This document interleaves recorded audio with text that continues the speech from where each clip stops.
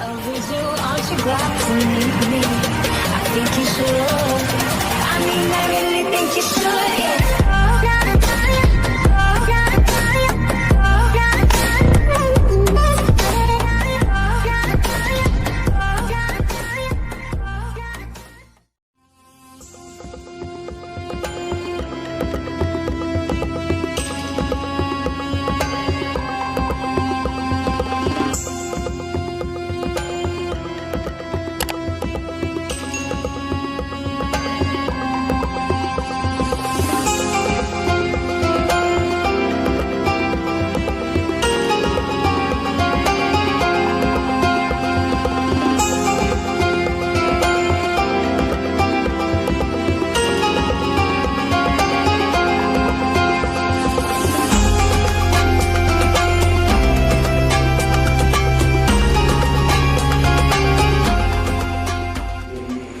Assalamualaikum warahmatullahi wabarakatuh.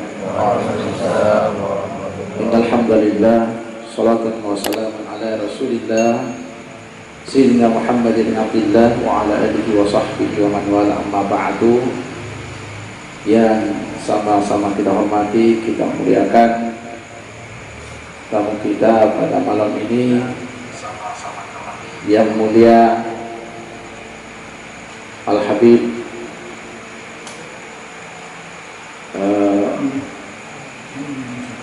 Alwi bin Sagaf, musyahariah semalaman ada yang lainnya langsung beserta rombongan. Di sana ada Al-Habib Ahmad, Pak Abu dan Barabah, dan Al-Habib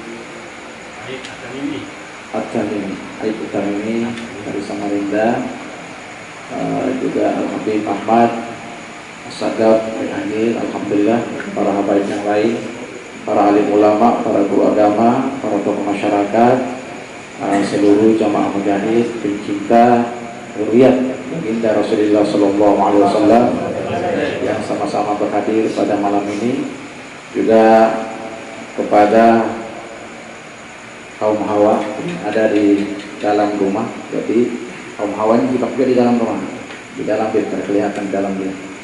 Dan kita semua yang berhadir, alhamdulillah pada malam ini. Nantinya kita minta kepada Habibana Al-Habib Alwi untuk sama-sama nanti memberikan pencerahan kepada kita seperti apa supaya kita senantiasa istiqomah, terutama di dalam bermajelis ta'lim ini. Kita yakin bahwa dengan bermajelis seperti inilah kita bisa membenahi diri kita, keluarga kita, dan orang-orang yang ada di sekitar kita. Paling tidak mulailah dari kita menjadi orang yang terbaik, maka dengan sendirinya orang lain pun akan melihat kita baik, maka tanpa kita sadari mereka akan meniru untuk berbuat baik juga.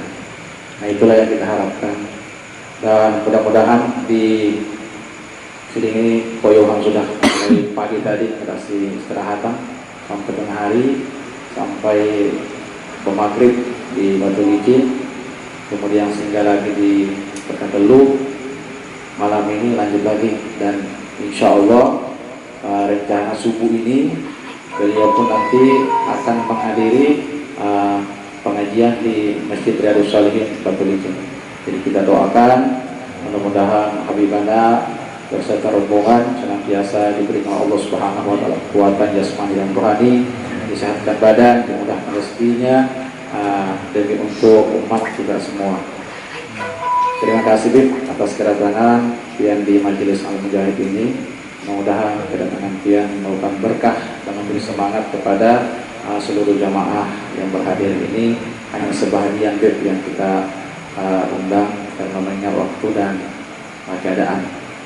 Untuk selebihnya mari kita dengarkan bersama-sama Mau'izatul Hasanah yang insya Allah disampaikan oleh Habibana yang mulia Al-Habib Alwi bin Sagaf. Kepada beliau al-an falyatafaddal mashkur.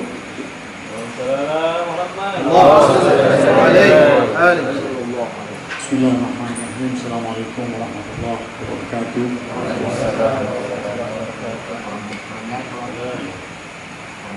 Alhamdulillah wahidul ahad Al-Fardhu Samad alladzi lam yalid wa lam yulad wa lam yakul lahu kufuwan ahad. Wassalatu wassalamu ala sayyidina Muhammad wa ala alihi wa sahbihi ila yaumil qiyamah. Yang saya hormati dan muliakan Ustaz Khairuddin, para habaib, para tokoh agama, hadirin dan hadirat yang tidak bisa saya sebutkan satu persatu namanya tanpa mengurangi rasa hormat saya. Pertama kita tetap panjatkan syukur dan puji kita kepada Allah Subhanahu wa taala karena dengan rahmatnya kita diberikan ruang waktu mengisi tempat ini, dan bisa dikatakan ini bagian daripada waktu fiddin.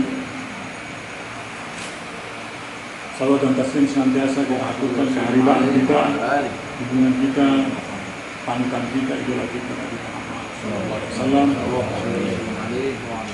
serta para sahabat, kerabat, dan umatnya yang senantiasa mengikuti jalan langkahnya.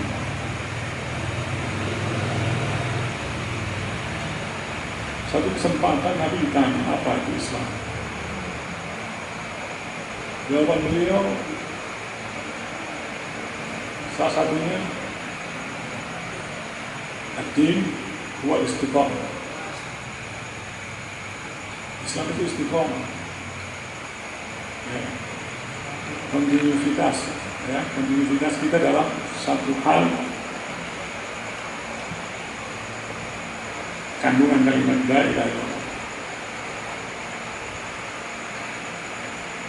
Kalimat itu kita pegang, kita kontinu dengan kalimat itu, kita aplikasikan dalam hidup sehari-hari, tuntutannya itu namanya din. Itu istiqomah itu.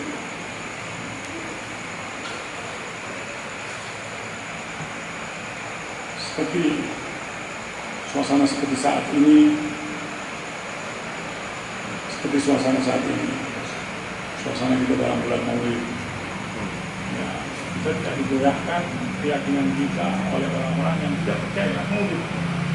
Tidak perlu tergoyahkan kita punya keyakinan sehingga kita mau meninggalkan Maulid. Itu hanya omongan orang yang tidak meyakini dan tidak mengerti. Ya, kita terganggu, kepercayaan kita langsung goyah. Padahal kalau kita mengerti dan kita istiqomah daripada apa yang sudah kita lakukan selama ini, seperti di bulan Maulid, kalau saja kita mengerti dan memahami, gembira dengan Maulid itu memberikan makna, apalagi kita ambil untuk sampai suksesnya atau sampai ikut terlibat ya dalam acara tersebut, menyusun sampai terlaksana, itu memiliki pahala besar. Sebagai contoh, kita mengenal sejarah, ada orang namanya Abu Lahab. Abu Lahab ini orang yang memusuh Nabi, tapi ada satu kesempatan dia pernah gembira dan memerdekakan seorang budak, Suwaibah, budaknya. Kenapa dia merdekakan? Dia merdekakan karena dengar Halimah, ibu dari para Nabi, Aminah, melahirkan anak laki-laki. Dia gembira, dia merdekakan budak itu karena gembiranya. Sehingga ada riwayat hadis, gembiranya pada hari Senin memerdekakan budak itu menyebabkan dia diringankan, atau paling penduduk neraka yang paling ringan siksanya yaitu Abu Lahab, karena cuma gembira. Padahal semasa hidupnya semua memusuhi, tapi hanya karena gembira sesaat itu diringankan saat juga hari Senin itu. Makanya seorang ulama besar Al-Hafidh Nasruddin Ad-Damashqi menceritakan kepada kita terkait hal ini. Apa pesan dia? Apa kata-kata dia? Idza kana hadza kafiran jaa dhammuhu. Tidak saja orang ini kafir, memang sudah ada datang celaan untuk dia. Bitabbat jadahu fil jahim muhallada. dengan celakalah kedua tangannya dalam neraka jahanam, muhalada kekal abadi. Ata annahu yawmal isnaini daiman yuhaffafu inda sururi bi ahmada, fama dhannuka billadhi kana umruhu bi ahmada masruran wa mata muwahhada. إذا كان هذا كافرا جاء ذمه بتبت يداه في الجحيم محلدا. أتى أنه يوم الاثنين دائما يخفف عند السرور بأحمدا. فما ضرك dan apa kira-kira gerangan ya prasangkamu, prediksimu dengan orang yang sepanjang hidupnya, kalau ini yang sesaat saja rindu gembira dapatkan ganjaran begitu, bagaimana kira-kira Allah akan perlakukan untuk orang yang sepanjang hidupnya masruran, gembira dengan Nabi Muhammad, yaitu umatnya, menghidupkan syiar-syiarnya, wa mata muhadada, dia meninggal juga dalam keadaan tauhid husnul khatimah. Apa tidak akan menolong, meringankan siksa? Kalau untuk orang yang seperti itu aja diringankan, yang sepanjang hidupnya memusuhi Nabi, cuma karena sekali berbuat baik diringankan, katanya Habib Nasruddin Ad-Damashqi. Bagaimana dengan orang-orang yang sepanjang hidupnya gembira dan meninggal dalam keadaan husnul khatimah atau ditakdir dalam keadaan muwahhid? Nah, ini enggak, kita kurang. Ini bukan hal-hal yang sifatnya cerita kosong yang tidak ada. Ini semua termuat dalam lembaran sejarah cerita ini. Nah, tashabbahu fa in lam takunu mislahum fa inna tashabbuhal mar'i bil qaumil kirami falahu. Kita ini menjiplak segala sesuatu dari orang-orang saleh dengan kadar kemampuan kita. Tidak semua yang mereka lakukan bisa kita lakukan, tapi kita belajar, ingin jadi baik, mengikuti apa yang kita bisa ambil, apa yang bisa kita mengerti, apa yang bisa kita mampu. Karena mereka punya riyadhah itu sudah panjang. Ya, artinya riyadhah ini mereka punya langkah-langkah ibadah, mereka punya kesolehan itu sudah panjang waktu yang mereka lakukan, bukan instan. Nah, kita yang ingin berbuat baik, ya mau tidak mau harus dekat dengan orang baik. Kalau kita mau wangi, dekat sama penjual minyak wangi, pasti wangi. Nah, kalau kita dekat mati besi, ya bau-bau besi nanti. Nah, itulah. Ini kan hal yang sifatnya ya sunatullah begitu sudah. Kalau kita dekat sama orang baik, insya Allah kecepatan baiknya. Ya. Malah ada yang bilang seperti tadi Abu Lahab, dia dekat dengan Nabi, tapi tidak cinta, mesti memberikan pertolongan. Ya. Orang tidak alim, tapi cinta dengan orang alim, insya Allah akan dikatrol bersama mereka, akan bersama dengan mereka, karena cinta yang kita miliki. Cinta itu akan mempertemukan kita dengan orang yang kita cintai. Nabi sampaikan begitu. Ya, ada seorang sahabat waktu sahabat Nabi ya, namanya Thauban Maula Rasul. Sahabat ini selalu hadir di majlisnya Rasulullah SAW. Namun satu ketika dia tidak hadir. Tidak hadir. Ada suatu hal yang dipikirkan yang menjadi kalut pikiran, yang memikirkan ini bagaimana dipikirkan, sehingga membuat dia sakit, kurus badannya. Rasulullah melihat tidak ada di majelisnya, bertanyalah Rasulullah, mana Thauban? Dia sakit ya Rasulullah. Rasulullah langsung pengen lihat sahabatnya, kontrol, ingin lihat sakit apa. Datangilah sahabat Thauban ini, Mabika ya Thauban, alaka waja'un, abika waja'un, apa kau ada sakit? Jawab sahabat ini, saya tidak sakit ya Rasulullah, akan tapi saya memikirkan sesuatu yang saya pikirkan, ini yang membuat saya seperti ini. Apa itu? Ya Rasulullah, andai saja di dunia saya tidak bisa tidak melihatmu dalam satu kesempatan, saya tidak bisa. Jadi artinya sahabat ini selalu melihat Rasul. Jadi dia berpikir, idza dakhala ahlul jannah jannah wa ahlun nar nar kunta ma'al anbiya fi illiyin wa ana duna dzalik. Ya. Yang saya pikirkan ini Rasulullah, apabila orang surga telah masuk ke surganya, orang neraka masuk ke nerakanya, engkau bersama para anbiya di surga yang tertinggi dan aku di bawah itu. Kalau pertemuan di dunia aja aku tidak bisa melihatmu, tidak bisa tidak melihatmu sekejap, bagaimana nanti di akhirat dengan waktu yang panjang itu aku tidak bisa bertemu denganmu.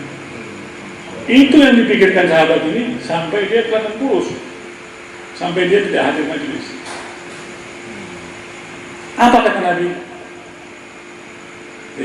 Nabi bilang kepada sahabat ini, al-mar'u ma'a man ahab. Hadis ini membuat kita semua legowo, senang mendengarnya. Kita cuma cinta kita tahan ini. Al-mar'u ma'a man ahab. Seseorang itu akan dibangkitkan bersama dengan orang yang dia cintai. Atau khusiran nas ma'aman ahab dalam riwayat lain. Orang akan dibangkitkan bersama orang yang dia cintai. Dan jangan sampai kita menyintai orang-orang yang tidak tepat, ya, bukan jadi panutan, ya, si itulah, inilah. Nah, kita menyesal nanti. Kalau dunia sempat membuat kita tergeser, menyintai orang-orang figur-figur yang tidak tepat, nah, kembali. Ya, ada orang sampai ikut potong rambutnya, ikut CEO, ini ikut, gampang ikut-ikutan, ombang-ambing oleh hal seperti itu. Ya, kita kembali, ya, kita jaga cinta ini tetap tumbuh sehingga dengan cinta itu kita dipertemukan Allah dengan Nabi Muhammad SAW. Jadi tidak perlu kita tergeser meninggalkan istiqomah karena pengaruh orang satu dua orang tentang bahwa maulid masih dipertanyakan tentang kedudukan maulid itu sendiri. Bagaimana kita mempertahankan maulid? Wah, Nabi sendiri merayakan maulid. Nabi bilang apa? Nabi bilang dalam sabdanya waktu ditanya sahabat tentang puasa hari Senin, dzalika yauma wulidtu fi. Nabi memperingati dzalika yauma wulidtu fi. Hari Senin itu aku dilahirkan. Dia puasa Senin ditanyakan alasannya apa dilahirkan. Dia berpuasa bersyukur. Kalau Nabi memperingati hari itu sendiri untuk kelahirannya, nah, kita lihat satu anugerah rasa syukur Nabi diciptakan Allah, dilahirkan ke bumi ini untuk syukurnya dengan puasa. Kita karunia kita mendapatkan sosok yang diutus Allah menyelamatkan untuk kita. Itu anugerah terbesar. Apa sikap kita menyikapi anugerah tersebut?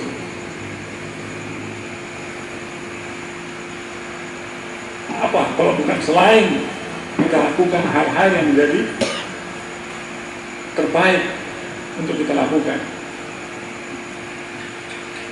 Mencintai dia, mengagungkan dia, menghidupkan sunnahnya, hal-hal yang baik seperti itu. Karena ini nikmat harus disyukuri. Nikmat kalau disyukuri, Allah tambah nikmat itu. Kalau nikmat tidak disyukuri, Allah cabut nikmat itu. Begitu pesan Al-Quran. La in syakartum, la azidannakum, la in kafartum, inna adzabi lasyadid. Kita jaga nikmat itu, kita jaga rasa cinta kita sama Nabi. Dalam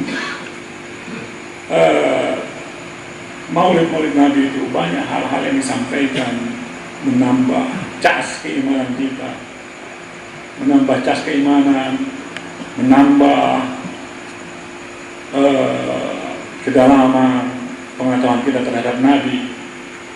Karena itu semua yang akan menambah, mengenal akan menambah cinta, menambah kita untuk tetap teguh. Karena manusia ini butuh cerita-cerita terkait apa yang dihadapi Nabi dalam masanya. Karena itu merupakan apa? Tasbitul iman, menguatkan iman kita untuk tetap mengikuti beliau. Sama halnya Allah menyatakan pada Nabi terkait cerita-cerita Nabi dulu, dari apa yang mereka temui, mereka hadapi bersama umatnya, tantangan, siksaan, dan cobaan. Artinya jalan Nabi itu semua seperti itu. Allah ceritakan pada Nabi Muhammad. Tujuannya apa? Wa kullan naqussu 'alaika min anba'i rusul ma nusabbit bihi fu'adak. Semua akan diceritakan kepadamu terkait berita-berita pada Rasul sebelummu dari apa yang mereka temui, cobaan dan segalanya. Tujuannya apa? Kau tetap di jalan ini, teguh di jalan ini. Oh, ini jalan yang benar. Kita pun harus begitu. Dari pengorbanan, perjuangan Rasul kita dapatkan untuk kita serap.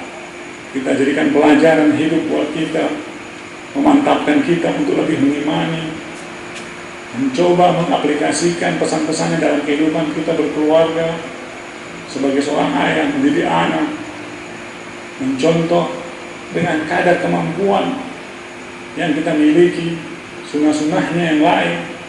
Ya, kalau yang sunnah yang tertentu itu bukan jadi tujuan, karena orang banyak selalu bilang contoh sunnah Rasul 1, 2, 3, 4, jangan itu contoh.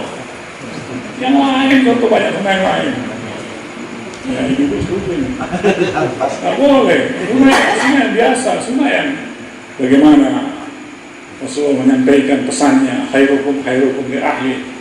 Sebaik-baiknya kalian adalah kepada keluarganya, yang baik pada keluarganya, dan aku adalah orang yang terbaik kepada keluarganya. Itu coba dicontoh. Bagaimana contoh yang begitu sebelum menambah 1, 2. Itu contoh. Nah, kemudian bagaimana mendidik anak agar anak itu ditemani. Jadi ada konsep pendidikan anak yang diajarkan Rasulullah kepada sahabat. Itu konsep 7x3. 7x3 itu artinya 7 tahun pertama anak itu masih senang bermain. Ya kita ajak dengan kasih sayang bermain. Kadang-kadang seperti ya kita berlaku seperti anak kecil, main lucu-lucu, bulat-bulat gitu, seperti anak kecil. Itu permainan pertama anak main-main. Kasih sayang penuh yang dihadapi, belum ada tanggung jawab, belum ada perintah. Nah, 7 tahun berikutnya 8 ke 14 itu mulai punya tanggung jawab. Artinya punya pesan tanggung jawab. Sholat, tekanan sholat sudah ada. Kalau yang 7 tahun pertama tekanan sholat ada tapi tidak ada larangan, tidak ada pukulan. Cuma ingatkan sholat 7 tahun pertama, ingat sholat, main, sayang, canda begitu. Pesan sholat tidak ada hukuman buat dia. Karena memang pesan Rasul muru auladakum bisolah inda sabab. Perintah apa itu? Perintah anakmu untuk sholat ketika usia 7 tahun. Cuma nanti ke-8 sampai ke-14 itu mulai tanggung jawab. Wadribuhu indal asyar. Kalau melanggar, beri mereka pukulan. Pukulan di sini juga ada batas. Pukulan bukan pukulan penjerahan, pukulan mendidik. Ya. Jadi kalau orang memukul berlebihan, itu bukan mendidik. Ya, pukulan yang sifatnya memahami dia kesalahan dia, pukulan yang mendidik, bukan penjerahan. Ya, kadang-kadang kita melihat orang tua menyikapi memukul anaknya bukan seperti memukul mendidik. Kita dapatkan, saya sempat lihat itu situasi kondisi dari tempat. Ya. Sampai kadang-kadang ungkapan yang keluar dari mulutnya berlebihan. Padahal ini orang tua mengucapkan hal-hal seperti itu berbahaya. Dia tidak tahu lisannya mengucapkan itu bisa tercatat, bisa terjadi dari doa. Terutama ibu, hati-hati mengucapkan kalimat-kalimat kepada anak, itu menjadi doa. Jadi kalau mau mengucapkan anak-anak marah, tapi marah yang seperti ini. Mudah-mudahan kau dapat petunjuk, mudah-mudahan kau jadi orang baik.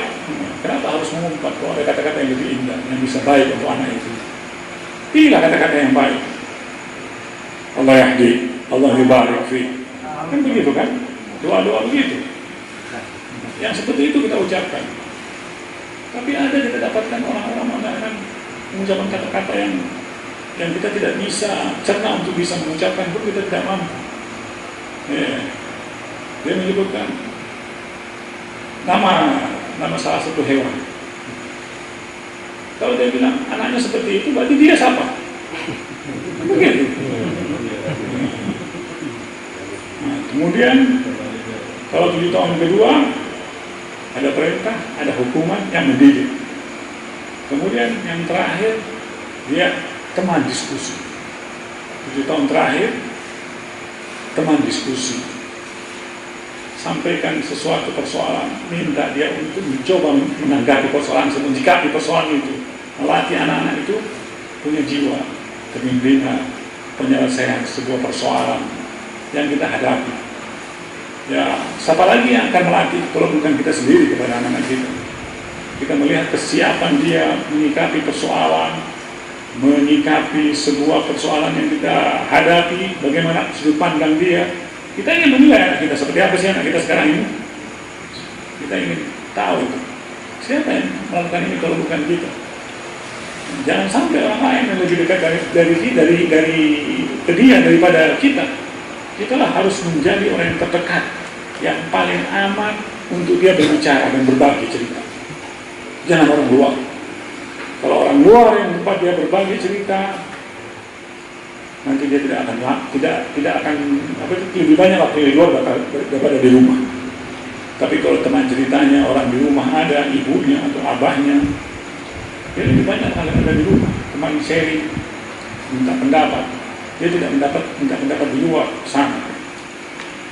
Ini mungkin hal yang saya bisa bagi malam ini kepada jamaah sekalian. Semoga istiqomah kita dengan hal-hal yang baik. Ya, jangan terpengaruh dengan omongan orang di luar sana. Ya, kenapa kita harus terpengaruh? Dia tidak terpengaruh dengan kita. Kita mesti memberikan pengaruh sama dia. Kenapa kita harus terpengaruh untuk meninggalkan hal-hal yang baik? Lebih dan kurangnya Allah musta'an wa alaihi tuklan. Wassalamualaikum warahmatullahi wabarakatuh.